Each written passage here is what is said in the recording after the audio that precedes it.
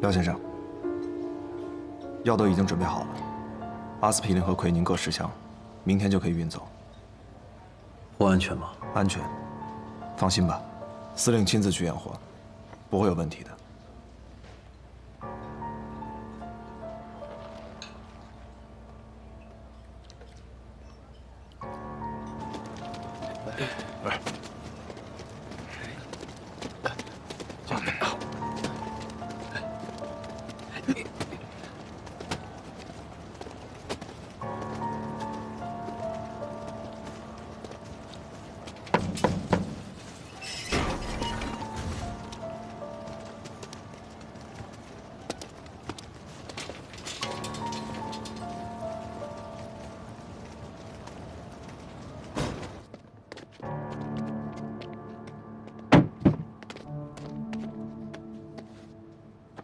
这是样品，你先验货，东西明天就到，一手交钱，一手交货。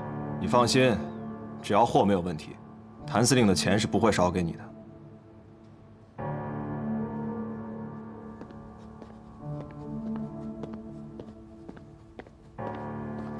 少帅，督军绝密电报。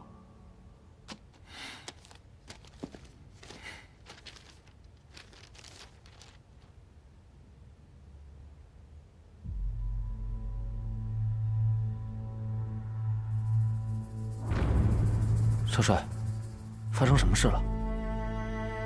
副帅说，谭玄龄通敌，不仅与革命军有往来，还帮他们买管制药品。这么说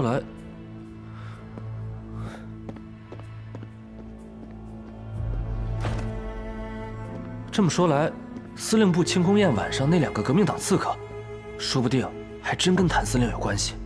督军一直让我们抓谭司令的把柄。 这个时候就是最好的时机啊！副帅说，探子已经查到，他们明天在外滩码头交接，要我带着宪兵去抓现行。督军这是为了把功劳留给您，一旦谭玄林被抓到了把柄，他这上海司令也当不成了，到头来这位子还不是您的。看来副帅并不信任我，一直派着探子盯着谭玄龄。少帅。 谭玄林这个人向来狡诈，督军这么做也是有备无患啊。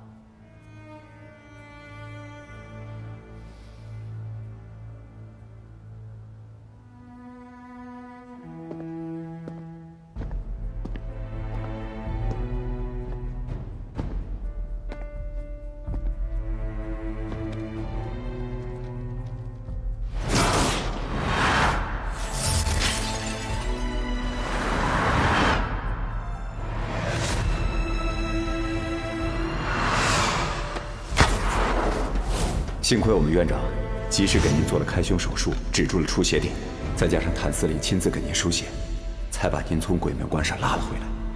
谭司令给我输血了？对啊，输了600毫升呢。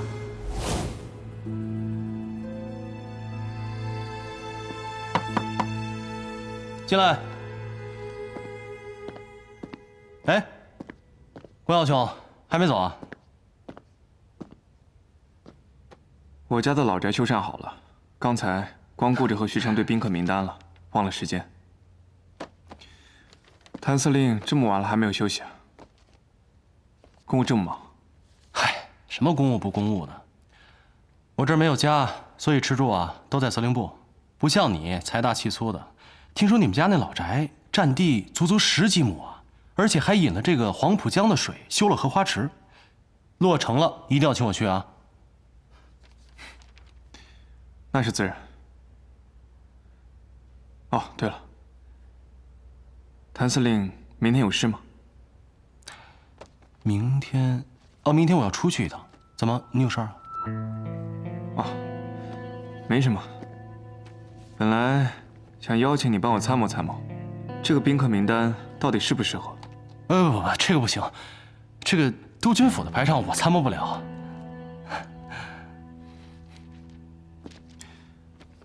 那希望老宅落成一事，谭司令可不要缺席啊！一定捧场。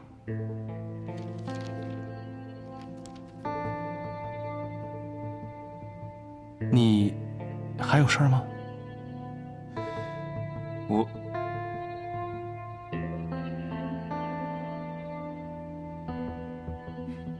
没事。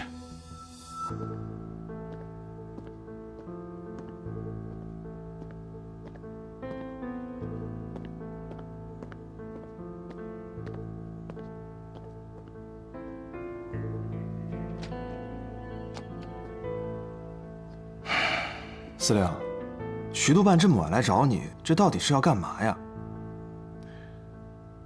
他这是心软了。如果他不是徐伯钧的儿子，或许我们能成为好兄弟。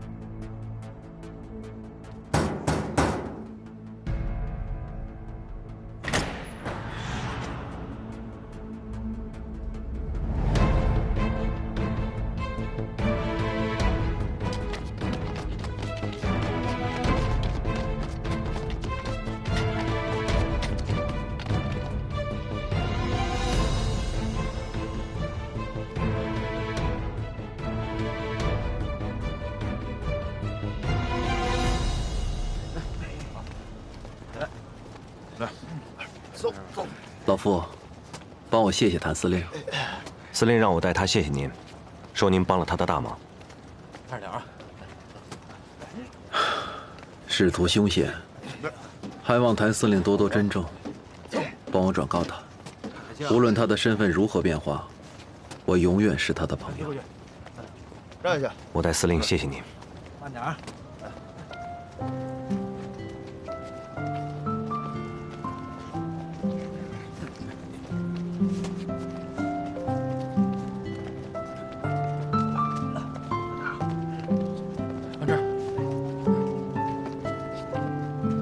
走，回商会。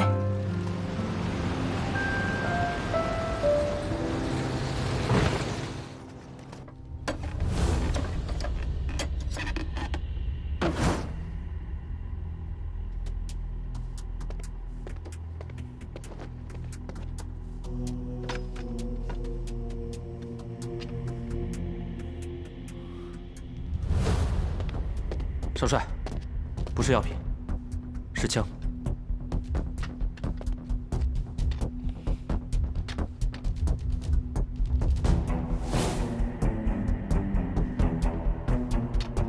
天津机器局隶属于裴督军，专供于裴家军队。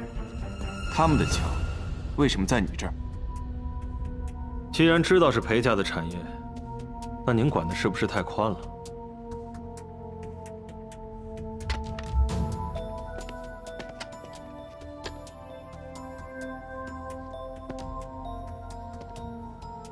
你是裴家的人，是裴督军让你们走私军火的？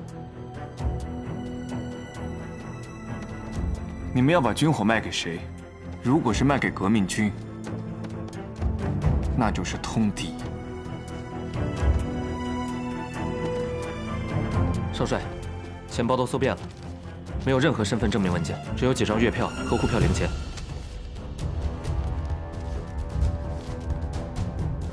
你做了假身份、假简历，并且把你的月票换成了银元和沪票，为的就是方便能够在上海使用。但是，你还留了一点月票的原因，是因为等事情结束之后，坐火车回广州，到时候你会需要月票零钱，坐黄包车，银元找不开，沪票也用不到。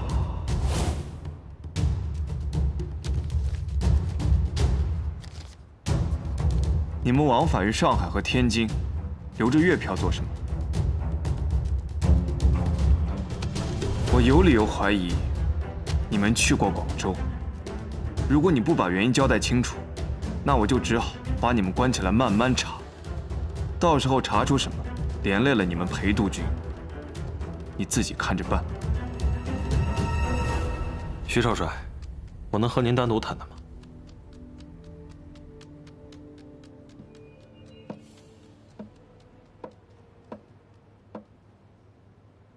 你是说，这批货是谭司令给你订的？是。谭司令说，督军府的军饷总是不能足额交付，导致民团的士兵尚不能做到人人有枪，所以私底下在我们这边订购了一批枪支。这么说，你是天津机器局的人？没错。徐少帅，您和我们裴少帅也是至交好友，应该知道徐督军私扣军饷之事。裴督军为了弥补缺口，才责成我们机械局贩卖军火。如今各地政府开支巨大，我们暗中交易也是为了避开高额税费。但是我们只与各个督军府管辖的军队做生意，从来没有接触过革命军。既然如此，为何你们身上背着月票？人在河边走，哪有不湿鞋？贩卖军火的生意，毕竟不是光明正大的。我们身上带着月票，即使被抓，也不会想到机器局头上。你为何要告诉我这些？徐督军与裴督军现在共同掌权，您与裴少帅又是好友，我给您说明缘由，是省得大水冲了龙王庙，引起不必要的误会。那身上带月票，是你想的？小的哪有这等心思？是督军府嘱咐的。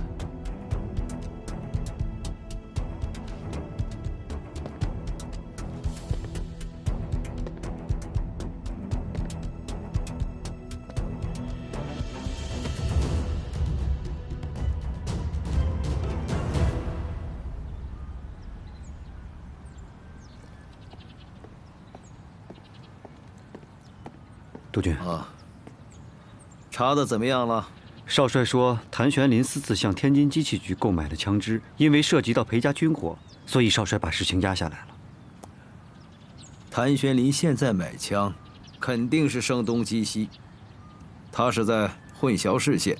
属下继续派人盯着，我就不相信他露不出狐狸尾巴来。还有啊，抓紧时间筹备老宅的落成仪式。光耀和母家的婚事要赶紧定下来。是。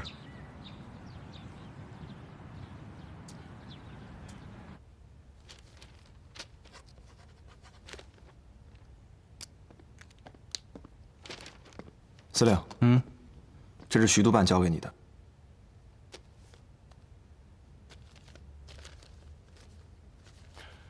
他有说别的吗？什么都没说，就说请您去参加徐家老宅的落成仪式。哎，那个廖先生安全离开了吗？放心，穆小姐亲自安排的。司令，您这么故意的去买走私军火，掩护那批药品，您就不怕引火烧身啊？我就是要烧这把火。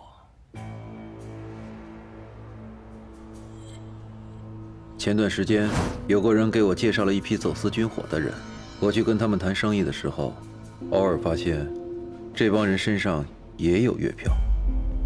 后来跟其中的一个人混熟了，他告诉我，现在啊，各督军府谈革命党色变，万一走私被抓，就直接推到革命党头上。我问他是怎么想出这个办法的，他跟我说，2个月前有人试过。所以他们的老板才让大伙效仿。我算了一下时间，2个月前，正是庆功宴徐光耀被刺的时候。这伙人什么来路？我侧面打听了一下，这帮人呢，跟天津机器局有关，而且从这帮人的行事作风来看，颇有军人的作风，所以我判断。这一定跟裴勋有关。裴勋，如果是他派刺客刺杀徐光耀的话，那可就有意思了。这个徐光耀啊，是个真君子，只可惜生错了时代，这世道配不上他。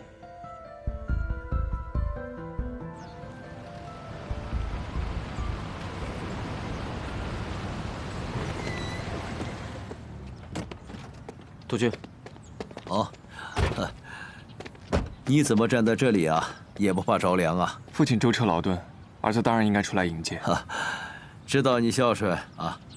谭玄林是否通敌一案，你就不用再查了，我派别人去查。是儿子办事不力，请父亲责罚。哎呀，责罚倒不必了，不过这次还有更重要的事情要征求你的同意。父亲有什么事需要征求儿子的同意？我先看看啊。这几块太湖石都是从宜兴新运过来的，池塘的水也都疏浚了，引了黄浦江的活水进来，养了您最喜欢的睡莲，还有锦鲤。鱼戏莲叶间，倒也不失为一景。看起来费了不少心思啊，修得不错。父亲喜欢就好。对了，父亲，有什么事需要和儿子商量吗？来，咱们坐下再说。好啊。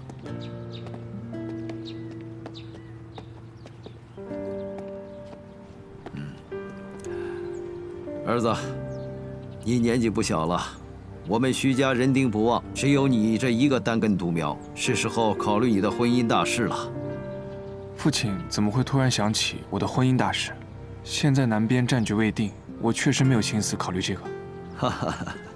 你没心思，那就由我替你考虑。父亲，你觉得婉清这个姑娘怎么样？父亲，是想向穆家提亲吗？我跟穆公早有联姻之意，现在穆公将产业交给婉清，婉清一个女孩子独立支撑家业颇为不易，如果有督军辅佐靠山，对她对我们都有好处。不过，不知道你是否对她有意，所以想来问问你的想法。婉清秀外慧中，又与我是青梅竹马，我自然是喜欢。不过什么？不过我私下有跟她表达过好感，但她没有给我回应。儿子，这婚姻大事向来都是父母之命，媒妁之言，哪有私相授受的道理？况且婉清是千金小姐，不是平民百姓家的野丫头，你这样私下示好，太过于轻浮，应该由家里正式提亲才对。怪不得这几天她对我有点生分，原来是怪我对她唐突了。莫急，落成仪式上，我把穆家的所有人都请过来，你的婚事我向穆公提起。你能替婉清不顾生死的去挡枪，我就不相信穆公他会不答应这门亲事。谢谢父亲。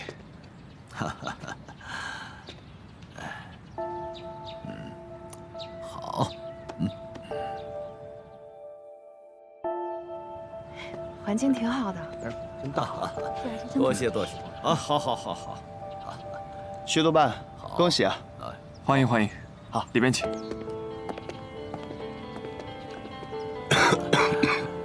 穆公，听说近日身体不适，在法源寺吃斋念佛，不知身体好些了吗？身体倒是无恙，求个安心罢了。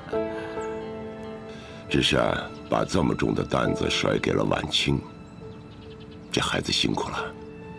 是啊，我刚才也看到她了，确实有些闷闷不乐。一个女孩子担这么重的担子，着实是难为她了。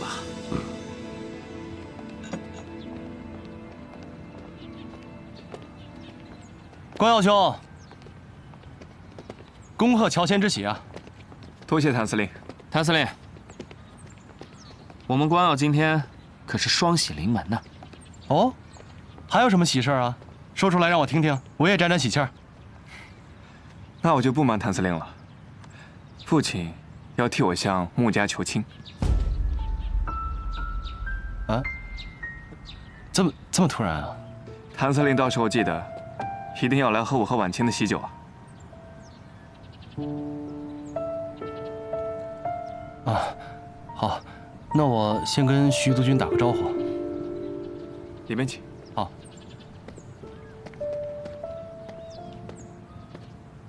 光耀，我早就跟你说过，这个谭司令对婉清小姐不怀好意。别乱说话。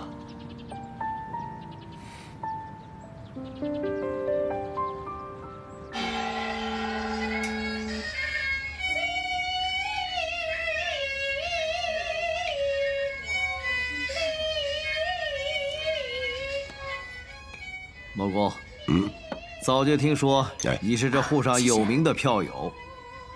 哎，怎么样？一会儿和蓝老板合作一出《龙凤呈祥》如何？你听我这嗓子，今天就不在督军府丢丑了。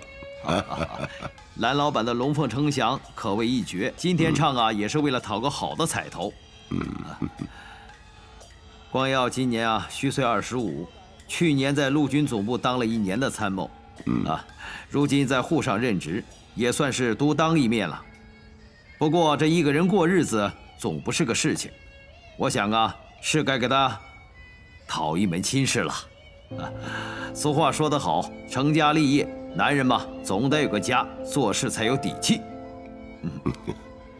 听督军的意思是，光耀贤侄看上我们家婉清了。哈哈哈哈哈！婉清这孩子得体大方，又跟光耀做过秘书，2人情投意合，很是般配。哈哈哈哈！是啊，婉清和光耀从小便相识，青梅竹马。光耀呢，又是这样的人品才华，能够有光耀帮衬，我放心了。哈哈，好好好。爸，我这才刚接手穆家的生意，千头万绪的，而且纱厂还在亏损，我实在无心考虑婚事。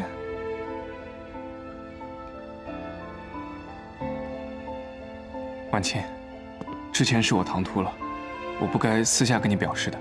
父亲已经责怪过我了，我向你赔个不是。这么说啊，婉清，光耀已经提过这件事情了。婉清啊，这么大的事情，为什么不告诉老爸？婉清啊，他人品大家都看到眼里了，私定终身，与理不合。婉清啊，你拒绝光耀是对的，这小子他没规矩，不能让他轻易得手啊！徐伯伯，爸，我之前拒绝光耀哥呢，倒不是因为唐突。之前穆家舞会，我们把联姻的事情暂时搁置下来，是因为当时战事紧急，我们怕有损督军府的名誉。但是现在这南方的战事更紧了，如果重提婚事，只怕会遭人诟病啊。不，我倒不这么认为，我倒认为恰恰是缘分到了。如果当时那个事情成了，光耀就错过你这个真正的穆家小姐了。哈哈哈，这是命中注定，你们俩要成就一段姻缘。这只怕有人嚼舌根，说督军府不打理军事。怎么会呢？时局不稳，徐穆2家更应该相互帮衬。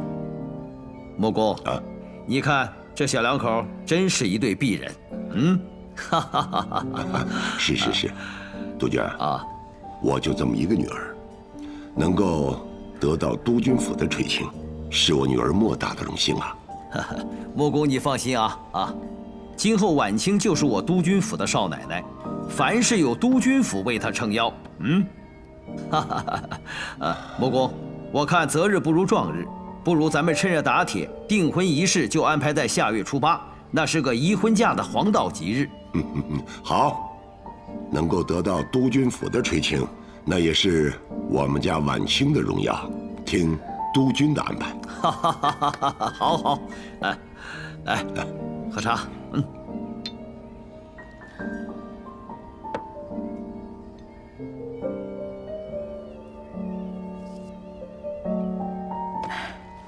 爸，我突然想起公司还有些合同要签，我就先走了。婉清，你不听完蓝老板的《龙凤呈祥》了吗？我也不懂戏，你们听，我先告辞了。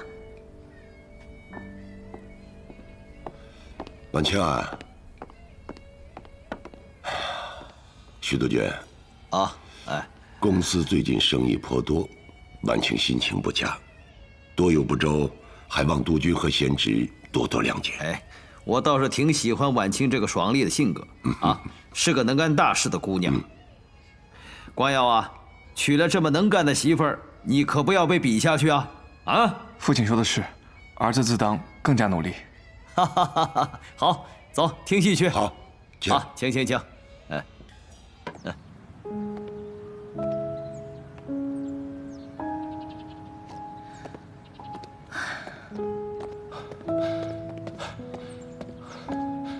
婉清，你都听到了吧？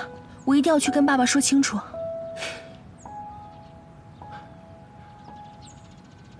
别轻举妄动，我有办法。那个小报记者叫什么来着？哪一家？就是那个刊登徐光耀和裴少军的那个照片的那个。啊，火花报。火花报是吧？派个脸生的给他送过去。这唱的是哪一出啊？快去。啊，好。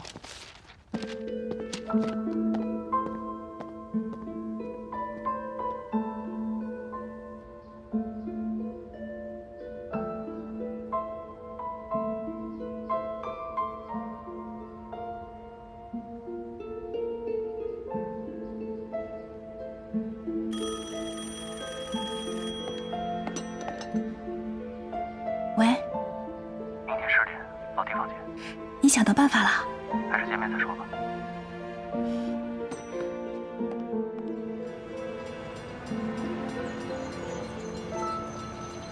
宣莲，你有什么办法了？事出紧急，我觉得现在硬顶不是办法，你要不然先答应，就当是权宜之计。婚姻大事怎么可能是权宜之计啊？是你爹和徐伯君已经定下婚期，你这个时候硬顶，你不仅委屈你自己，你还会连累我。是你自己说要陪我一辈子，一天都不会少的。你非要看着我和徐伯君鱼死网破你才满意是吗？我是喜欢你，但是这种喜欢要拿命去赌的话，我也得掂量掂量。你混蛋！婉清，你听我说，我知道有人在盯着我们。你知道你还是那么大劲儿。我这就过过瘾啊，而且演戏嘛就得逼真。居然敢戏弄你男人，我回头再收拾你。等我消息。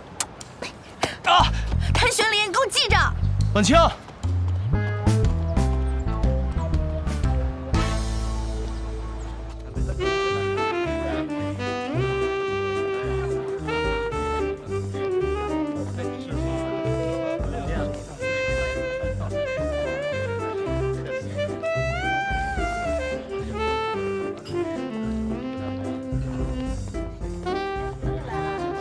光耀，怎么喝这么多？昨天晚清，戏都没听完就走了。我感觉他不是很想和我定亲。既然穆公已经答应了，想必他不会食言。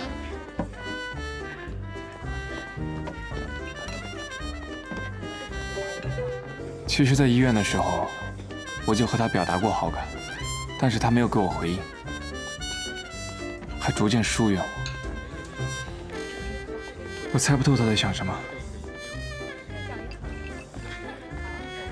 我觉得还是找他问清楚比较好。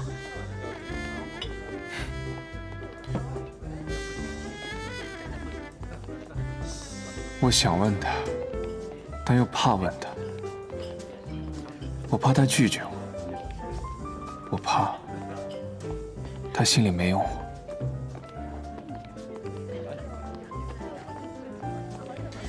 你们说，我要是装傻，把他娶进门，用一辈子去保护他，他会爱我吗？你这么做有些自私。我就自私这么一回，我用一辈子去爱他，去护他，难道不够吗？问世间情为何物，直叫人生死相许。朋友，你别难过了，你最少还能留下穆婉清的人。我呢，追着顾月霜，都快把自己的心掏出去了，人家还不是不拿我当回事儿。来，咱们难兄难弟喝一个。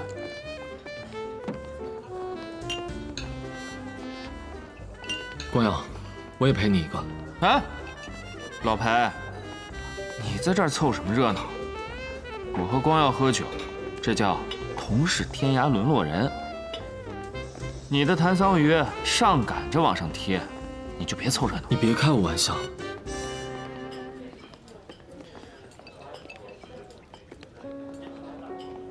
哎，你们看那女。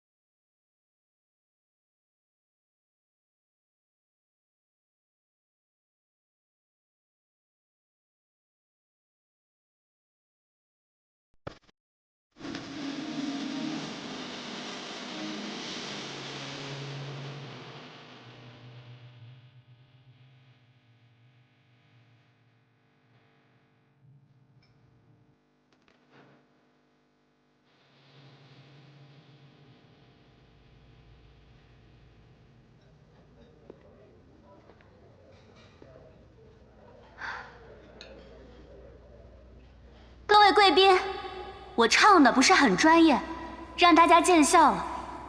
其实呢，我并不是一名专业的歌手，而只是一个名不见经传的女学生。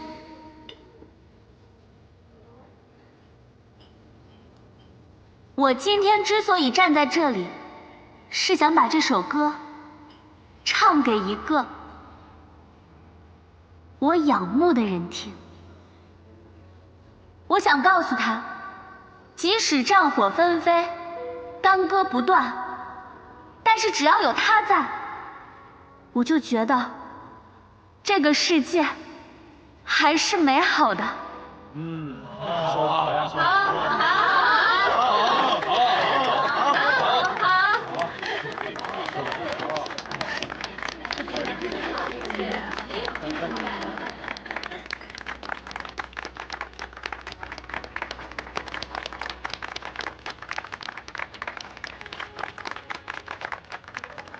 裴公子，如果你愿意让我继续仰慕你、崇拜你，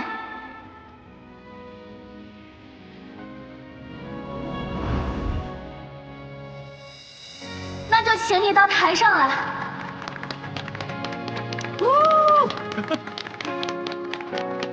好吗？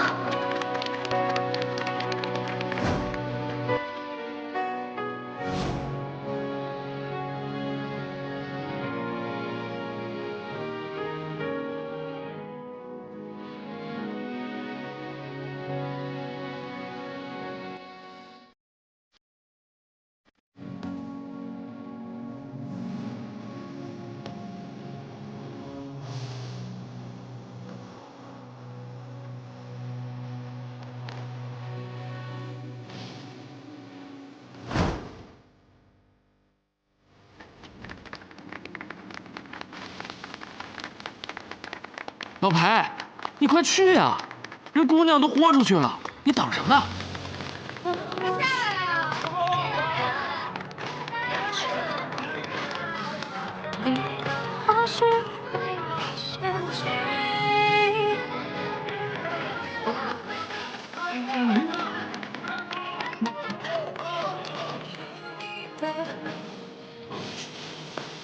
真心的美人，你是我内心的孤寂是你的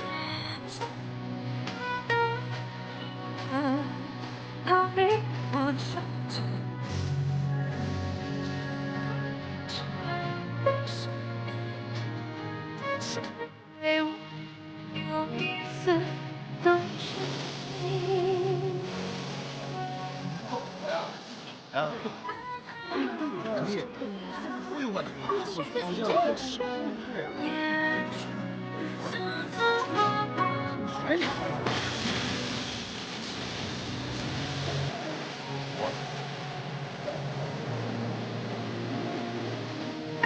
是否不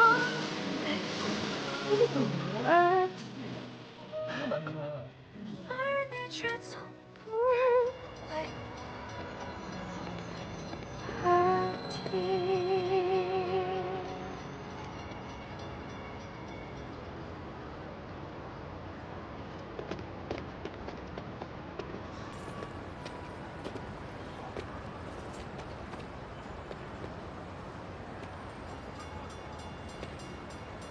这人家姑娘对你深情表白，你就把人撂台上不管了？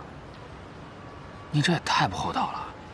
我是真的没想到他会在众目睽睽之下这样。这别的不说，谭桑榆这胆量还真叫人佩服。你说人家女孩为了你回回主动，脸都不要了，就是一石猴子也该精诚所至，金石为开了吧？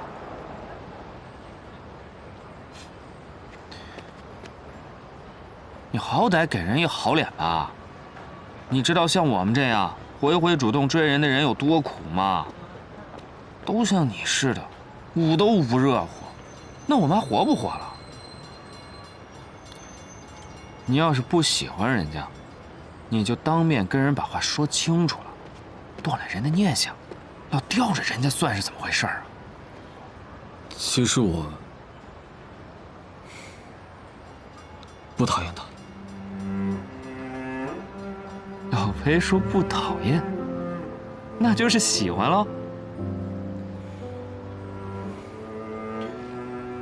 少君，要是喜欢人家，又何必躲着他呢？到时候真寒了他的心，等他离你远去，你就该追悔莫及了。没错，也许他远离我才是安全的。从小到大，我想做的事，我想保护的人，从来都是事与愿违。不是，那不应该啊！我记得谭桑榆之前说过，说你在北京学生游行的时候，还救过不少人，这不还救过他吗？那是他根本就不知道后来发生了什么。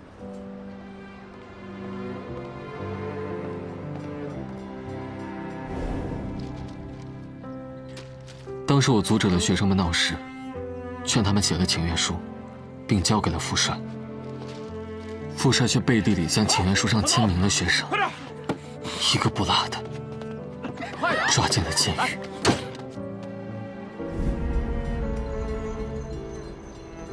少君，这不是你的错。对，这不是你的错，你这顶多是好心办坏事。要不我们再找个地方喝几杯？怎么了？今天晚上是顾小姐春闺梦里人的杀青仪式，我得给她去捧捧场，撑撑牌面。这个没我可真不行。你怎么还不死心啊？我这叫屡败屡战，越挫越勇。哥几个，兄弟我今晚得重色轻友一回了，回见。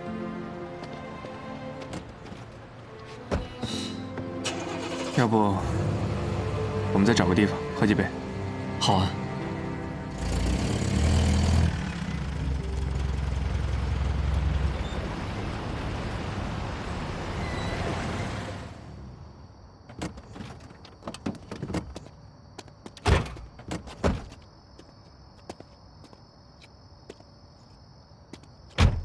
光耀，不是说好再去喝2杯吗？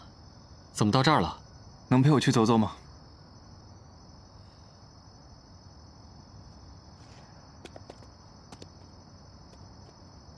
还在为婚事烦恼吗？